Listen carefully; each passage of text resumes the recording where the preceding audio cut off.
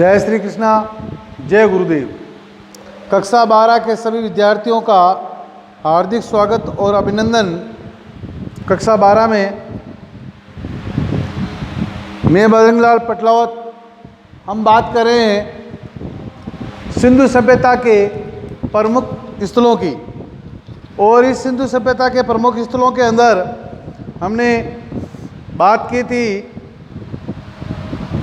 सिंधु सभ्यता के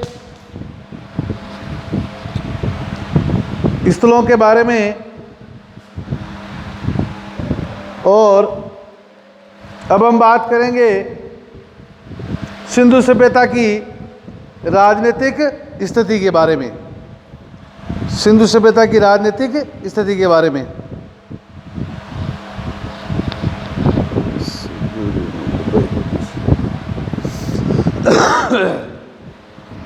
जैसा कि हम लोगों ने सिंधु सभ्यता के अंतर्गत पढ़ा था, कक्षा 12 के सभी विद्यार्थियों का हार्दिक स्वागत अभिनंदन है।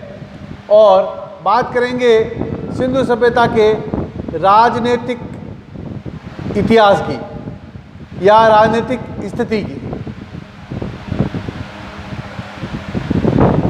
सिंधु सभ्यता की राजनीतिक स्थिति के बारे में हम लोग ये कह सकते हैं कि जो साक्ष्य प्रमाण हमको सिंधु सभ्यता से प्राप्त हुए हैं, उनसे हमें वहाँ की स्पष्ट राजनीतिक स्थिति का तो कोई ज्ञान नहीं हुआ है, लेकिन इतिहासकारों के कुछ जो मत हैं वो मैं आप लोगों के सामने रख रहा हूँ कि सिंधु सभ्यता की राजनीतिक स्थिति क्या थी। सबसे पहले हम लोग बात करेंगे, एक इतिहासकार है जिसका नाम है हंटर। इतिहासकार है जिसका नाम है हंटर। हंटर महोदय ने ये कहा है कि सिंधु सभ्यता के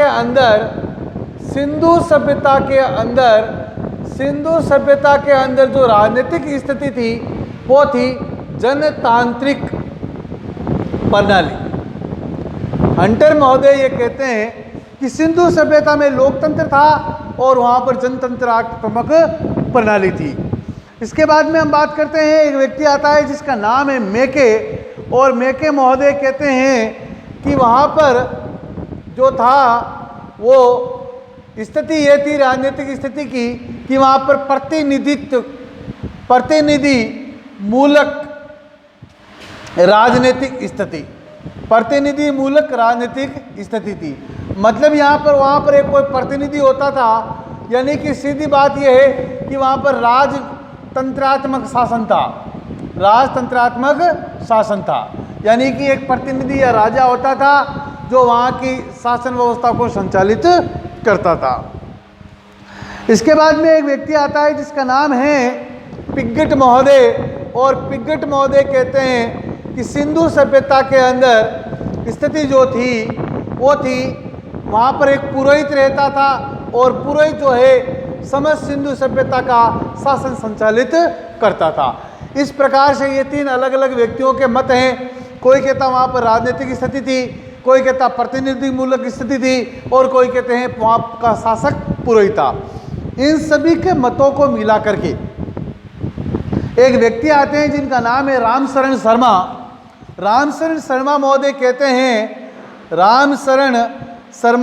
कहते हैं कि जी बिल्कुल सही बात है कि सिंधु सभ्यता के अंदर वहाँ की जो स्थिति थी राजनीतिक, वो कुछ इस प्रकार की थी कि सिंधु सभ्यता में कहीं भी हम लोगों को अस्त्र शस्त्र के प्रमाण नहीं मिले हैं, और यहाँ के लोग शांति प्रिय लोग थे।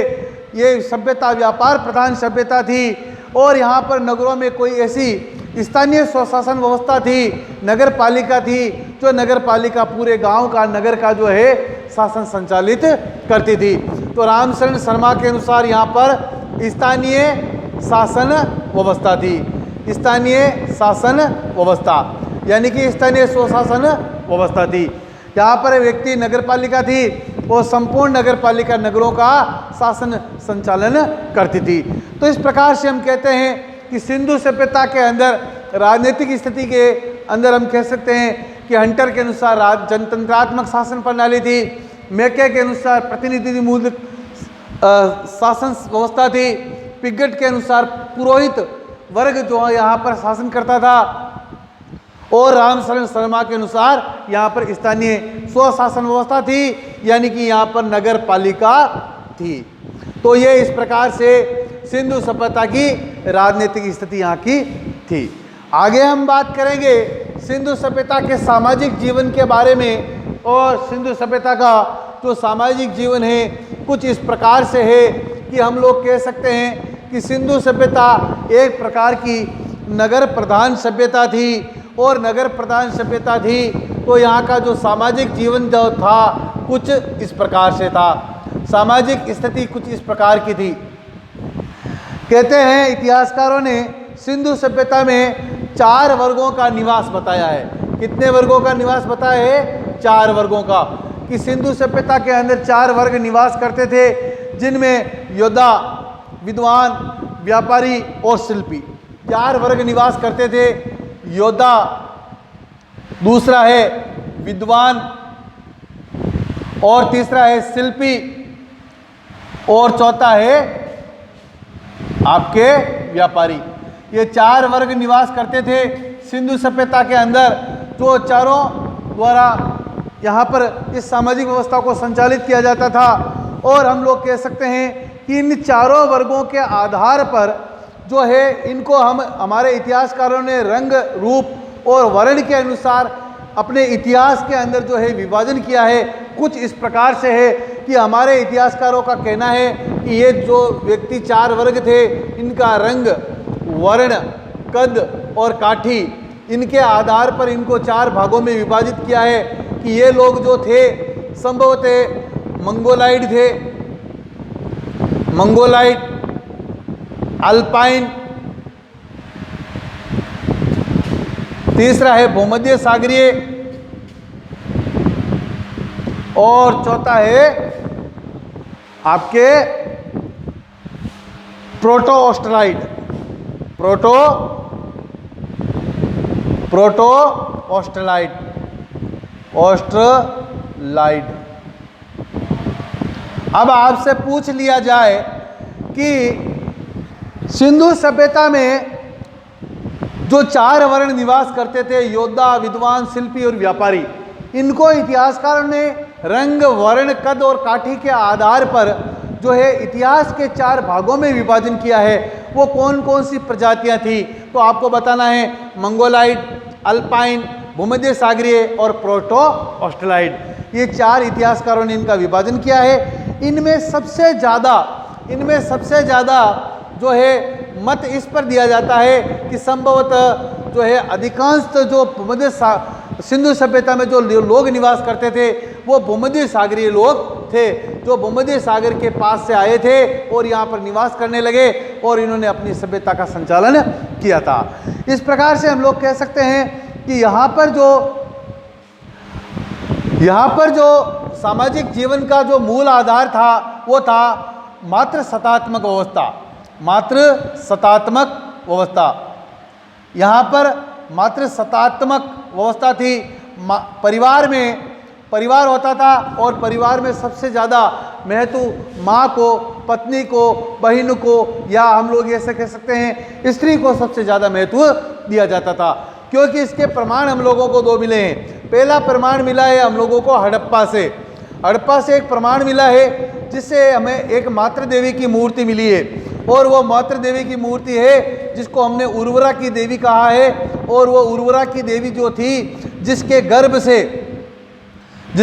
से एक पौधा निकल रहा है, तो इस प्रकार की हमें एक मरण मूर्ति जो प्राप्त हुई थी, इस मरण मूर्ति को हम लोग देखकर कह सकते हैं कि यहाँ पर मात्र सत्तात्मक व्यवस्था थी। दूसरा प्रमाण हम लोगों को मिला है आपके मोहनजोदड़ो से, और मोहनजोदड़ो से हम लोग कह सकते हैं कि मोहनजोदड़ो से हम लोगों को एक कांसे की मूर्ति मिली थी, एक कांसे की नर्तकी की मूर्ति मिली थी। तो इस प्रकार से हम लोग कह सकते हैं कि सिंधु सभ्यता में अधिकांशतः हम लोगों को मूर्तियां मिली है, और उन मूर्तियों के आधार पर हम लोग कह सकते हैं कि सिंधु सभ्यता का जो परिवार था, सामाजिक जीवन था, वो मात्र सत्तात्मक था। इस प्रकार से हम लोग आगे बात करते हैं कि सिंधु सभ्यता में सामाजिक जीवन के अंदर 3 प्रकार के संस्कार होते थे। 3 प्रकार के संस्कार। मरने के बाद में इंसान के 3 प्रकार के संस्कार किए जाते थे। और पहला संस्कार था पूर्ण संस्कार, दूसरा था आंशिक संस्कार और आंशिक संस्कार, तीसरा था दाह संस्कार। दाह संस्कार यानी कि सिंधु सभ्यता में कोई व्यक्ति मर जाता तो उसका शरीर पूरी तरह से जंगलों में छोड़ दिया जाता था और वो जानवर खा जाते थे, और इस प्रकार से या तो उस पूरे शरीर को जमीन में दफन कर दिया जाता था। दूसरा था आंशिक संस्कार, उस व्यक्ति के शरीर को जंगल में छोड़ दिया जाता था, मांस उसका जंगली पशु खा लेते थे और बचा हुआ हड्डियों का जो ढांचा होता था उसको जमीन में दफन कर दिया जाता था। इसके बाद में तीसरा जो था वो दाह संस्कार, यानी कि इंसान के मरने के बाद के अंदर उसकी बॉडी होती थी, शरीर होता था, उसको अग्नि में जला दिया जाता था। तो ये इस प्रकार से सिंधु सभ्यता का जो था वो सामाजिक जीवन था। इसके बाद में हम लोग बात करते हैं सिंधु सभ्यता के आपके धार्मिक जीवन की। तो सिंधु सभ्यता के अंदर जो धार्मिक जीवन था उनका बड़ा ही महत्वपूर्ण था। सिंधु सभ्यता के लोग प्रकृति के पुजारी थे और वो प्रकृति के समस्त जीवों को प्रकृति के तत्वों की पूजा करते थे। जैसे हम लोग देख सकते हैं कि सिंधु सभ्यता में हम लोगों को ये मिला है, जैसे आपको हमने देखा है कि हड़प्पा से विशाल स्नानागार मिला है, और इस विशाल स्नानागार से हम लोगों को अंदाज़ा लगा सकते हैं कि वहाँ पर जल की पूजा की जाती थी, पेड़ पौधे की पूजा की जाती थी।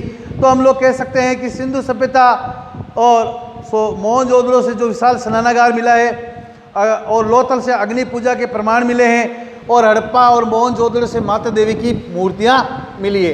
तो धार्मिक जीवन के अंदर हम लोग कह सकते हैं कि सिंधु सभ्यता के अंदर सबसे पहले प्रकृति की पूजा,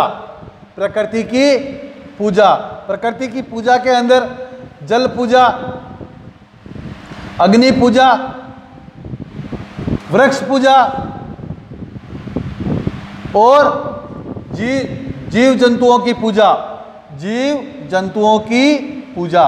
तो इस प्रकार से हम लोग कह सकते हैं। और साथ ही आद्य शिव की पूजा, जो हम लोगों को मोहनजोदड़ो से एक मोहर पर भगवान शिव की मूर्ति प्राप्त हुई है, तो हम लोग कह सकते हैं कि वो शिव की पूजा करते थे, जल की पूजा करते थे, अग्नि की पूजा करते थे, वृक्ष की पूजा करते थे और जीव जंतुओं की पूजा करते थे। जैसे हम लोग कह सकते हैं कि मिस्र के अंदर जो मिस्र के लोग जो थे वो एक नदी की देवी थी जिसका नाम था आइरिस, इस आइरिस की पूजा करते थे।